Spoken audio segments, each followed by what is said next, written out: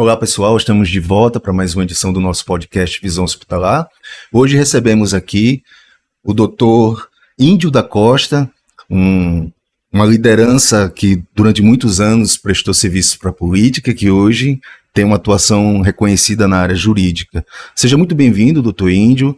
Começo perguntando para o senhor o que o senhor está achando do evento, qual a avaliação que o senhor faz desses 2 dias de Convenção Brasileira de Hospitais. Extraordinário, porque muito conhecimento, muito conteúdo, né? Muito relacionamento também, as conversas entre uma palestra e outra, no final do dia, enfim, de manhã, sempre contribuem, sempre aprende algo novo, né? Então, além de ter encontrado queridos amigos e clientes aqui, eu também tive a oportunidade de aprender bastante, fiquei com meu fonezinho de ouvido, ouvindo, um sistema diferente, né? Que você tinha 3 palestras acontecendo concomitantemente, e você podia, pelo seu fone de ouvido, mudar a frequência e escolher qual palestra.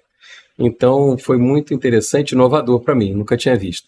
O fato é que com muito conteúdo, então foi bom, foi muito bom. O senhor foi um dos palestrantes, né, da 15ª Convenção. Eu queria que o senhor falasse um pouco do tema que o senhor abordou e como é que foi a palestra. Eu falei das teses judiciais, né? Eu faço parte de um ecossistema de advogados e a gente trabalha com um grupo multidisciplinar, tá? Então, economistas, financistas, profissionais da saúde, gestores de unidades de saúde, nos ajudando a entender o que a gente pode judicializar em favor do Sistema Único de Saúde. Na verdade, quando eu falo em favor do sistema, eu falo em favor dos conveniados, né? A União, ela subfinancia, através dos valores da tabela SUS, os procedimentos. E não faz nenhum sentido um atendimento custar R$ 9,90, né, pelo SUS. Imaginar que uma consulta custa R$ 9,90. Daí eu poderia ficar citando aqui várias distorções, operações por R$ 30, R$ 35, né, mesmo que seja ambulatorial, a gente sabe que não tem esse custo. Então, como repensar o Sistema Único de Saúde, de longe, é dos melhores que eu conheço no mundo. Ele é extraordinário. Ele dá capilaridade ao governo, atende na ponta, profissionais qualificados, só que tem um custo real. Então, você pode aumentar a eficiência, mas mesmo aumentando a eficiência, o valor mínimo tem que ser pago pela União para cobrir os gastos necessários. Então, a gente tem algumas teses, esse ecossistema desenvolve teses. Então, uma das nossas teses é da TUNEP, Tabela Única Nacional de Equivalência de Procedimento, que é a diferença entre o que o plano de saúde ressarce à União, que é sempre um valor maior do que o que a União pagou para quem prestou o serviço. Então, pagou 1.000, digamos, e aí a União pode ser ressarcida por 2, 3, 4, 5, 6 mil, dependendo de qual for o procedimento, tem um descasamento muito grande. Isso configura enriquecimento ilícito, porque a União recebe esse dinheiro, mas embora ela receba esse dinheiro, ela não repassa de volta para os hospitais. No mínimo, devia fazer isso.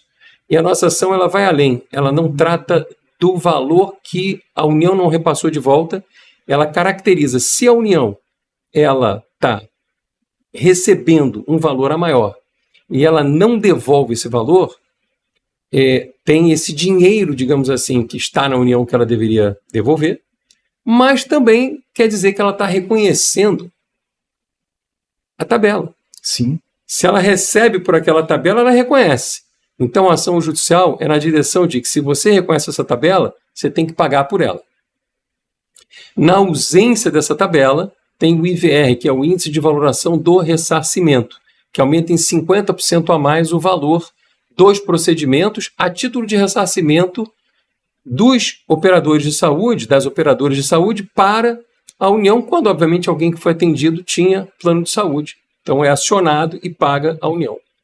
Então, assim, isso forma um volume alto, estratégico e importante para os hospitais. Os governos, e aí não é este governo ou aquele governo, em geral, nos últimos 30 anos, eles foram aumentando, 20 e tantos anos, eles foram aumentando a quantidade de procedimento no Sistema Único de Saúde. Na época que foi criada essa tabela, eram menos de 4 mil. Hoje tem mais de 10 mil. Só que você não aumenta na proporção nem quanto custa cada procedimento e muito menos agregando mais valor pelos novos procedimentos que foram identificados e inclusos na tabela SICTAP, lá na tabela do SUS. Então, no final das contas, assim, bom, e aí? E aí que essa conta não fecha E, obviamente, que você tem hospitais como o Pequeno Príncipe, no Paraná, que tem uma capacidade de arrecadação, de fazer marketing. O Pelé, para você ter ideia, era digamos, o garoto propaganda do Pequeno Príncipe, né? Eles têm uma capacidade extraordinária para atrair dinheiro da sociedade. Mas é um serviço público através de um ente privado. Quer dizer, isso deveria ser custeado pelo governo, pelo Estado. Então, assim, tem uma série de medidas gerenciais, administrativas. Esse tema tá na pauta das associações, que representa o setor. O tema judicial... Parece que é de desconhecimento. Eu estou muito surpreso com a análise que você fez dessa coisa da devolução do dinheiro, que deveria ser maior. Enfim. Sim. Não, isso está na pauta. A gente tem mais de 4 mil ações no Brasil, não todas no nosso escritório, no nosso grupo, mas no conjunto da obra no Brasil tem mais de 4 mil ações contra a União das entidades que são conveniadas ao SUS. Então, assim, está na pauta, as pessoas estão entendendo agora. Essa é a primeira tese. Depois tem uma segunda. Na época do Covid, pagava 478 para quem era internado sem Covid, 1.600 para quem era internado com Covid. Mas qual é a diferença? Qual é a explicação? Mesmo médico, mesma enfermeira, mesmo espaço, mesmos equipamentos, o mesmo quarto, o mesmo hospital. Não tinha explicação nenhuma.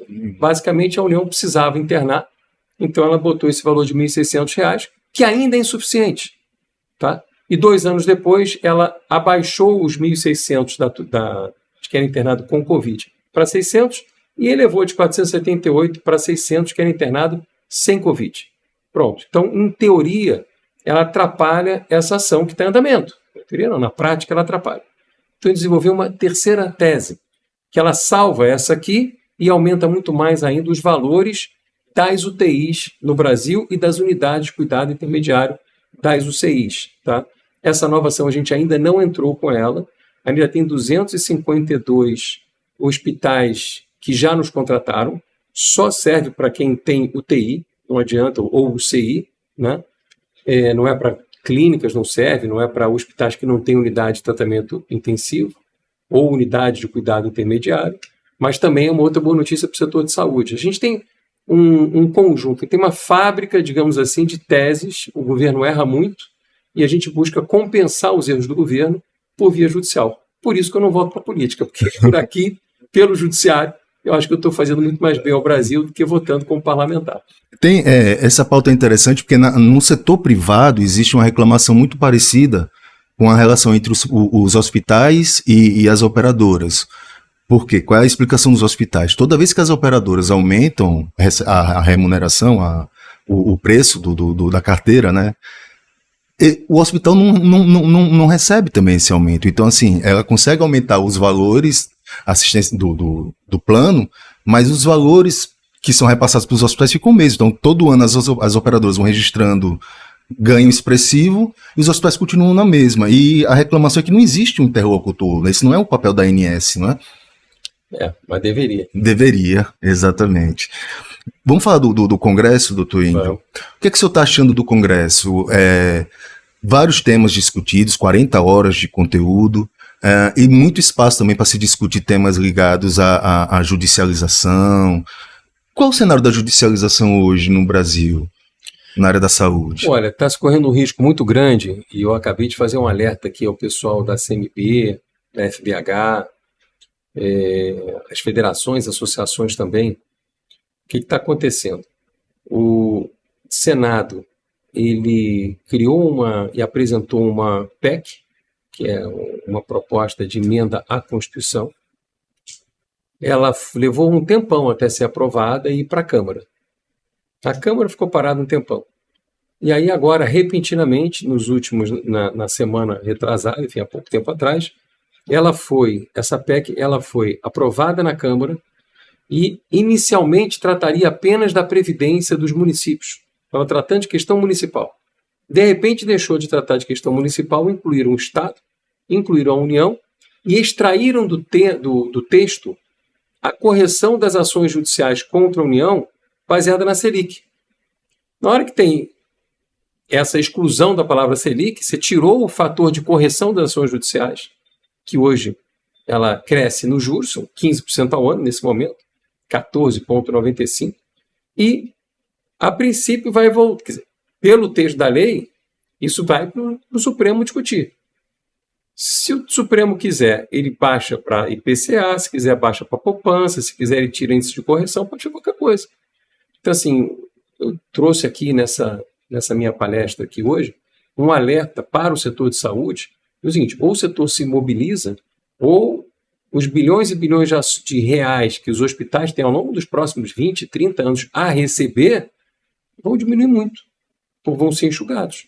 Então assim, o Congresso ele serviu, e está servindo ainda, que continua aqui, né, para muito aprendizado, mas também para esse alerta. Dizer, olha, quem tem ações judiciais se prepara, ou se mobiliza e atua no Senado, ou infelizmente vai ver o seu valor a receber reduzir muito, ainda mais já que no Brasil, como dizia o Pedro Malan, até o passado é incerto, ninguém sabe dizer se o Supremo vai regrar daqui para frente, se vai querer retroagir, vai depender, né? Perfeito. E o governo, com dificuldade financeira e querendo gastar mais do que o que pode, ele excluiu o pagamento de precatório do teto nessa PEC.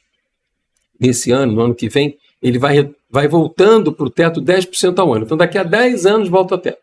Então, você vai criar um passivo fiscal para o Brasil alucinado. E, além disso, por outro lado, na hora que você mexe na correção, tem que entender se é para trás ou para frente, o fato é que tira muito do setor de saúde. Uma pauta histórica da FBH diz respeito ao impacto fiscal sobre o setor, né? E entrevistando agora há pouco o superintendente da FBH, ele dizia para mim que hoje os hospitais privados do Brasil devem quase 80 milhões ao Tesouro Nacional. Bilhões, perdão. 18 bilhões, 80 bilhões ao Tesouro Nacional. E aí, recentemente, o Ministério da Saúde lançou um programa, Mais Especialistas, que propõe o credenciamento de hospitais e clínicas privadas para prestar o serviço e, com isso, abater no valor que se deve para a União, para o Tesouro Nacional. O que você acha dessa iniciativa? Isso cria outro problema, que na realidade a iniciativa ela é boa, a questão é o preço, porque está se precificando um valor muito acima do que o da tabela SUS. De novo, mesma coisa. Eu não posso pagar 10 por um serviço através do SUS e pagar 50 por um outro serviço, pelo mesmo serviço, que não ser através do SUS, para o mesmo hospital, inclusive. O fato é que nessa lei tem uma questão importante, e aí eu acho que não é na lei. Nesse programa dos médicos, mais médicos, especialistas, o que eles colocaram ali no termo de adesão, tem que ler o decreto, tem que ler a portaria, porque na portaria estão extinguindo quem tem ação da Tunep o direito de receber na ação a Tunep. Estão abrindo mão da ação com valores muito altos para receber, em troca de poder receber o recurso do Mais Médico e fazer a compensação tributária. Então, assim, quem quiser entrar no Mais Médicos especialistas, eu acho que tem que ler antes a resolução, no caso, a portaria, e entender no termo de adesão aonde que está obrigando quem está aderindo a sair da possibilidade de receber os valores da Tunep. Porque, eventualmente, você recebe 5, 10, 15 milhões agora e pede 200, 300 milhões daqui a pouco. A discussão sobre o reajuste da tabela SUS, o que falta para que esse debate é tão antigo, por que ele não consegue sair do lugar? Olha, basicamente, é uma discussão, saúde pública é uma discussão no mundo todo. Tá? Lembra na época do Obama? Aquele Obamacare e tal. Sim, até os sim. Estados Unidos que tem dinheiro não é limitado, mas é quase limitado, porque já não é mais lastreado no ouro. Eles vão girando moeda e aquilo, enfim, afeta a economia mundial para um lado. O setor de saúde, ele é caro em qualquer lugar do mundo e na hora que os políticos, em geral, e aí sem denominação partidária, A ou B, não importa, eles gostam de dar boa notícia. Eu sei, já fui político, eu sei como é que funciona. Eu tive muito embate quando eu dava uma notícia ruim no plenário. Digo, olha, isso aqui estão dizendo não é isso não, é aquilo ali. O pessoal ficava bravo comigo. Mas ao longo dos anos, depois de aquele cara falou a verdade. Então, ao longo do tempo, fui ganhando reconhecimento por isso. Não tinha muita conversa fiada. Vão aprovar isso aqui. Por exemplo, agora, o piso da enfermagem. Isso quebrou o Brasil. ia fechar a quantidade de hospitais que ia fechar no Brasil. Se o piso ele vai para o valor que iria, se não fosse o Supremo interromper, onde estaria hoje? Quais hospitais estariam funcionando ou não? Então tem questões que elas são reais e necessárias e tem outras que são impagáveis. Então você tem que tratar isso de maneira séria. Por que foi acontecendo ao longo do tempo? Foi se expandindo, Felipe, a quantidade de procedimentos que estão inscritos para o SUS prestar de serviço, no caso, a rede conveniada. Muito bem. Por outro lado, não tem recurso suficiente da União entrando no Ministério da Saúde para compensar o que estão agregando. Então isso é uma falta de responsabilidade. Quando foi criada essa tabela TUNEP, década de 90, lá atrás, como é que funcionou isso? Você tinha cerca de 4 mil, um pouco menos de 4 mil procedimentos. Hoje o SUS tem mais de 10 mil. Então, assim... Fora os que são judicializados, que não estão previstos na tabela. Com certeza. Então a pergunta é, como que você faz isso de maneira séria? Na minha opinião, deveria reduzir a quantidade de procedimentos do SUS e pagar o valor verdadeiro que custa cada procedimento. Qual é o custo? O custo não é 2, o custo é 10, paga o custo de 10. Quais procedimentos aqui eu vou ter que tirar para salvar o que realmente é importante? Então eu vou investir no quê? Eu vou investir na conscientização, eu vou investir na saúde preventiva, o SUS ele vai tratar do limite ali do que é realmente essencial, e eu vou trabalhar junto com os postos de saúde municipais, no médico aqueles médicos de família, para poder levar consciência. Tem que pensar o sistema como um todo. Foi o que eu quis quando eu tentei, que eu deixo o mandato. Em 2010, eu tinha sido relator da lei da ficha limpa, estava com uma reeleição tranquila de deputado federal. Eu deixo o mandato para entrar numa candidatura com o Serra, que tinha sido um extraordinário ministro da Saúde, como vice dele, o único compromisso, a única coisa que eu pedi a ele, não precisava nem pedir, né? Dizer assim, Serra, eu só queria que você desse continuidade ao que você fez como ministro, como prefeito de São Paulo, governador de São Paulo, na área da saúde. Eu não tenho dúvida que a gente ia redesenhar o sistema e ele estaria hoje muito mais robusto. Aí perdeu a eleição e continuou, eu diria que mais do mesmo, que é boas notícias no primeiro momento e no segundo momento não tem dinheiro para pagar aquela boa notícia. Então, assim, tem que ter alguém com coragem para dizer, olha, vamos fazer um corte, vamos fazer desta maneira, e aí tenho certeza que a rede conveniada, as pessoas da sociedade que precisam de um atendimento de saúde teriam mais qualidade no atendimento, né? Quer dizer, na prestação de serviço no atendimento. Uma reclamação que é recorrente em relação aos gestores do SUS é o engessamento, a falta de flexibilidade administrativa para poder contratar com rapidez, porque é aquela coisa, né? O cidadão ele espera o prefeito ir lá tapar o buraco da frente da casa dele 2, 3 meses pacientemente. Mas quando ele precisa de um leito, ele quer para a hora, né? Então, e acaba que as regras para o secretário de saúde são as mesmas para o secretário lá de infraestrutura. Então, muito se discutia, e eu tenho notado muito isso, que os hospitais que a gente tem hoje, que são públicos e são referências, têm um sistema de um modelo que é mais flexível. Ele adota, são as organizações sociais, ou uma administração não é direta, mas contratualizada. O que você pensa sobre isso? É possível o SUS, com a administração direta, resolver todos os gargalos que ele tem? Ou seria necessário eu vi, se eu não me engano, Sergipe foi um dos estados que criou uma fundação estatal de direito privado, justamente para tentar driblar essas dificuldades. Como é que você vê essa... Eu acredito que a estabilidade no serviço público ela deva ser para cargos chaves. Não necessariamente o médico ele tem que ser concursado, ou um professor tem que ser concursado. Os que já estão, estão. Os que não estão, eu pararia de abrir novos concursos. Pegaria pessoas do mercado para prestar o serviço, e aí tem vários desenhos jurídicos que são possíveis de contratação, né? Hoje você tem uma anomalia, né? Muitas vezes o médico no setor público ele falta, mas dependendo da regra daquele município ou daquele estado, ele pode faltar o mês todo menos um dia, aí não pode ser demitido. Então, 12 dias por ano, em vez de prestar. Mas por que ele vai 12 dias por ano? Só por causa da aposentadoria futura, que ele acredita que pode ser melhor pelo regime do município ou do estado do que seria do regime geral, que é o INSS. Então, assim, tem muitas coisas que precisam ser discutidas no Brasil que gerariam uma enorme economia. Eu sou favorável à flexibilização, tanto do Estado, quanto também no modelo para para os hospitais conveniados um modelo de pejotização. Acho que não tem nada demais o médico que trabalha trabalha no consultório dele, trabalha no hospital dele, trabalhar no outro hospital conveniado ao SUS e ele receber pela pessoa jurídica, quer dizer, não ter um vínculo necessariamente. Isso daria maior flexibilidade, ele receberia melhor e você também teria para o sistema uma economia muito grande. Inclusive, o evento trouxe um case de sucesso lá do Rio de Janeiro, que é o Hospital da Sejan. Eu esqueci o nome do hospital agora, que é um hospital gerido por uma organização social e eles estão inclusive concorrendo a uma premiação internacional por inovação. Eles conseguiram números expressivos de atendimento, por exemplo, conseguiram diminuir em 30% os números de suicídio, como é que chamam? Autoprovocados, como é que chama? Para não falar o nome suicídio, né? Tem outro nome que ele usa. Mas enfim. Eu só sou um advogado, eu não entendo muito os termos técnicos. Aliás, tem uma coisa curiosa, que para fazer os cálculos das ações judiciais, a gente pega os nomes dos procedimentos, as nomenclaturas, né, da tabela SUS e compara com os da tabela TUNEP. E na hora que vai fazendo isso, eu começo a suar, porque tem cada nome ali, eu começo a passar mal. Eu digo assim, vou precisar ser médico para ler isso aqui com tranquilidade, né?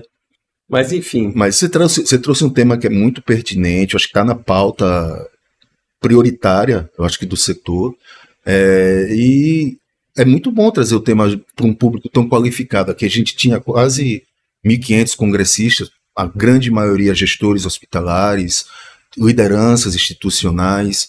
Qual o balanço que o senhor faz da sua participação aqui nessa convenção? Olha, para mim foi muito proveitoso. Espero que eu tenha conseguido contribuir um pouco com o setor, né, com os hospitais, mas eu aprendi bastante. Eu saio daqui maior do que eu entrei, sim, aprendendo, ouvindo, escutando, entendendo quais são as demandas melhor do setor, quais são também as inovações que o setor tem a oferecer, e não são poucas, né? Eu acabei de ouvir na palestra anterior à minha aqui uma ideia que eu achei sensacional, e eu vou, inclusive, o meu livro já está na editora, eu mandei, chama SUS Saudável, o livro que eu estou lançando, como que a minha vida pessoal acabou me levando ao propósito de defender a saúde pública no país através do SUS, né? Quer dizer, como é que eu cheguei lá? Conto essa história, e aí tem um capítulo... Você tem uma trajetória política que conhece bastante, tanto a política municipal, a estadual, a federal, então... Isso, trabalhei nas 3 esferas. E aí o que acontece? Eu falo um pouco dessa trajetória e tem um capítulo que eu falo das ações judiciais, tem um outro capítulo que eu falo da questão do direito creditório que o mercado financeiro acaba comprando para antecipar os valores que os hospitais têm a receber. E isso pode ser benéfico para as duas partes, para quem está comprando e para quem está vendendo, até porque você sai do risco Brasil e do prazo Brasil, do prazo do judiciário, que muitas vezes é longo, mas também não pode ser precificado de qualquer maneira. Então a gente vê, às vezes, alguns aventureiros querendo comprar por um valor muito baixo e os hospitais não entendendo a precificação daquilo também vendendo a valor menor. Então, de certa maneira, começou, não vou dizer que a regrar nessa, porque não tem regra nenhuma, mas a gente começou a intervir em favor dos hospitais para ajudá-los a precificar melhor o que eles têm de direito creditório, portanto, da ação judicial que está em andamento, para ser vendido. Isso está lá no livro também. E tem um terceiro tema, que aí eu falei até que claramente... Vai ser lançado quando o livro? Sai em outubro. Final de outubro eu lanço o livro. E aí eu disse assim, falei, olha, dizer uma coisa para vocês, eu não sou especialista na área da saúde como médico, nem como gestor. Sou simplesmente gestor hospitalar, sou um advogado. Mas eu acabei sendo especialista porque eu tive 4 doenças graves. Então, eu me especializei em UTI, em UCI, em internação, ambulatorial. Eu conheço bastante do traçado por um outro ângulo, o que é um ângulo interessante, né? Porque você vê onde é que estão os problemas ali. O fato é que tem um capítulo específico que eu dou algumas ideias. Bom, quando voltar da editora, eu vou ter que parar e vou incluir mais 4 ideias que eu tirei daqui do Congresso. Que bom. Ideias muito boas. Quer dizer, não pode alguém que está marcado, por exemplo, fazer uma cirurgia, não aparecer, não ligar, voltar para a fila e fazer a cirurgia de novo. Quer dizer, tem que ter uma multa. Alguém tem que pensar de que forma que aquele que marca uma cirurgia e não aparece tem que pagar alguma coisa por isso. Ah, mas não tem muito dinheiro para ele. Não pode marcar, gente, e não aparecer. Esquecer. Quanto custa isso para o sistema? Então, o que muitas vezes é pensado numa única pessoa, você esquece o todo. para atender essa pessoa, quantas estão deixando de ser atendidas? Qual o tamanho da fila? O percentual de não comparecimento é brutal. E isso só aumenta a fila. Então esse é um ponto. O outro, a comparação, quanto é o seu custo versus o que custa no geral. Então a gente tem um acompanhamento no Brasil já de 12 milhões de altas.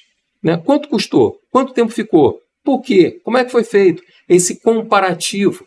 Né? Tecnologia, inteligência artificial, o quanto que ela não pode fazer pela parte administrativa e financeira, mas também dentro do próprio atendimento do serviço hospitalar, do serviço médico. Como é que contribui, deixa de contribuir. Assim, tem muita coisa boa acontecendo. Fantástico. Né? Doutor Índio, eu quero agradecer demais a sua presença aqui. É uma aula. Imagina, aprendi bastante com você. Um prazer imenso conhecê-lo também, tá? Queria só pedir para a gente fechar que você olhasse aqui para essa câmera, mandasse uma mensagem para todos os congressistas que estiveram aqui presentes e alertar, fazer novamente esse alerta sobre o tema da sua palestra. Eu vou deixar o meu telefone para vocês, agradecendo muito aqui ao Felipe pela entrevista, pelo bate-papo, deixar meu telefone celular para, enfim, poder servir naquilo que foi importante para você que está ouvindo aqui o podcast.